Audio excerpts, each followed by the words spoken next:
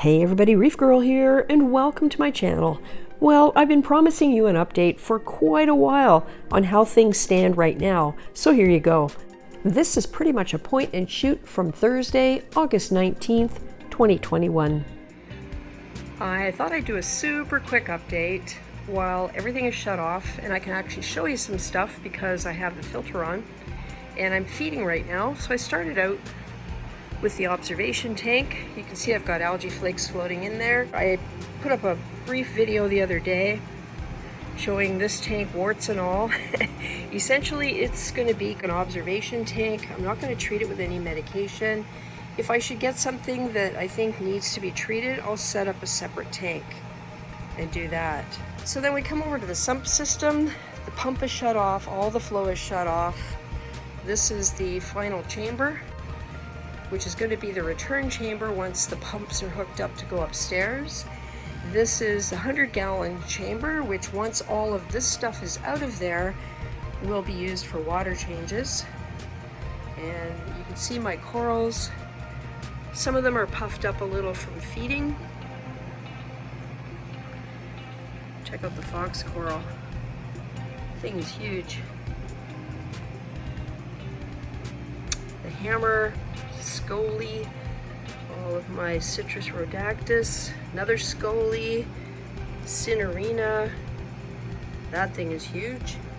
And back there I have maize brain, going to be part of a garden of maize brains in the new tank.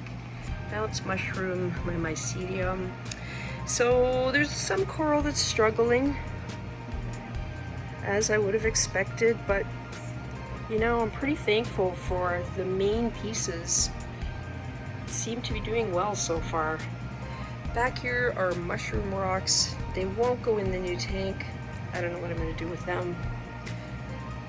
I've got a blenny in here, and I have, what the heck is that? Oh, it's a mushroom. Yeah, I have a lawnmower blenny in here, and I have an aurora goby, and the biggest emerald crab I've ever seen. And you can kind of see the remnants. I'm hoping the fluconazole treatment I just finished, the 14 days today, I'm gonna not do a water change. I'm hoping to see if it will cut down on the green hair algae. We'll see what happens. And then here's the 150, and this will be the refugium ultimately. I'm not sure when and what I'm gonna do here. I'll set up a manifold system in here, perhaps for the algae scrubber and, I don't know, maybe a reactor or two, depending on what I decide to use.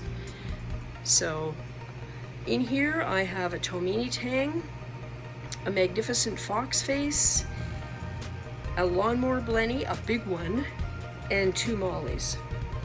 And one of the mollies, I call it my bounce molly, here it comes right now, has a really big tumor on it. I've debated on taking it out. I do have scalpels and removing the tumor, but I'm more afraid of killing the fish by doing that than I am of just allowing it to keep carrying on as it has been. It eats, it moves around a lot. It's certainly not affected by that tumor from what I can see, but you know, who knows. Later on, I managed to get some footage of the actual fish. There's a molly and the Tomini tang, and there's the blenny. Sorry it's so blurry and erratic, but you know what they're like. They're really elusive. I was so happy to see this guy because I was sure he was gone. I also got some pretty good footage of the new fish, magnificent fox face. This fish was grazing the rocks within hours of being put in this tank. And I'm happy to report, in fact, I am thrilled to report, this fish eats bubble algae. Yep, there were several patches of it that are diminishing, especially on my green goniopora. I don't know whether that coral will ever come back, but this fish is doing a good job clearing it of bubble algae. Super, super pleased with him. I think he's beautiful.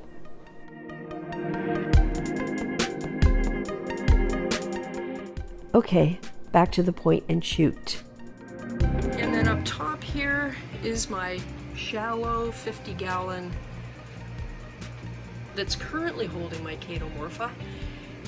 The pump pumps the water up to here, and it goes down and out the lock line. I think I've showed this to you guys before, and it's running extremely well. But once the main system is up, depending on the nutrient levels and what ends up happening, I may relocate the Chaetomorpha down to this area. We'll see. If I don't put anything in here, I will be creating one of my DIY stock tank sump lids to put on this section, just to control evaporation somewhat, as much as I can. In the back are, I don't know, 24 bags of filter media, biomedia, that came out of the canisters that were running in the 90. Nitrates are around 10 consistently now. Phosphate varies. It was pretty high, then I bottomed it out about a month ago, and I got it back up to, the last test was 0.112. So that's a little high. I run Lux birds on this tank.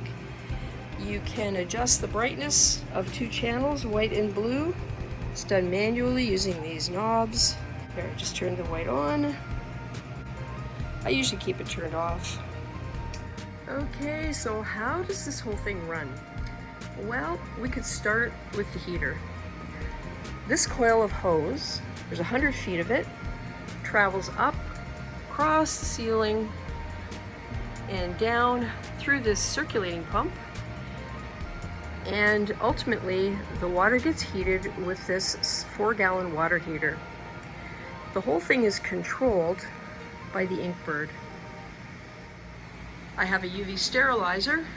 It's vastly undersized for 265 gallons, but you know what? It's better than nothing.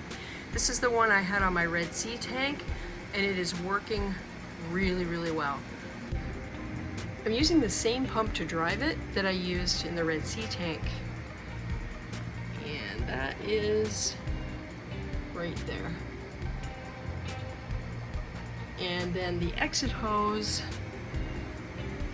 comes out here and just travels down into there. And I actually lift that up. I'll show you like this. And I use it to clear off the salt creep. I don't usually let the salt creep get quite that bad, and I do it quite frequently, probably every 2 or 3 days. For my ATO, I use a pair of high door smart levels. The reason I have 2 is because of how far down the water level has to drop before triggering the sensor. I have 2 Tom Aqua lifters, and by backing each other up, they never time out. This system, the way it's running right now, evaporates roughly 4 gallons a day, and I imagine that's going to go up a lot once I add the display tank. And you can see all the cables and wires and everything all over the place, and that's because each of the 2 chambers that have corals also have power heads. I need power heads right now to make sure there's proper flow. Once those corals are no longer down here, but actually in the display, all of these controllers and cables will disappear. I'll maintain at least 1 very strong power head in each one of these chambers just to make sure gunk doesn't settle on the bottom. I'm using this Aqua Vitro Division 500 skimmer, and I really like it. It's rated for up to 500 gallons. Ultimately, my system will be somewhere around 600 gallons. At some point, I might need to upgrade. What you doing? Battery backup. I have a UPS until we get a whole home generator. Into that is plugged the Inkbird and the return pump.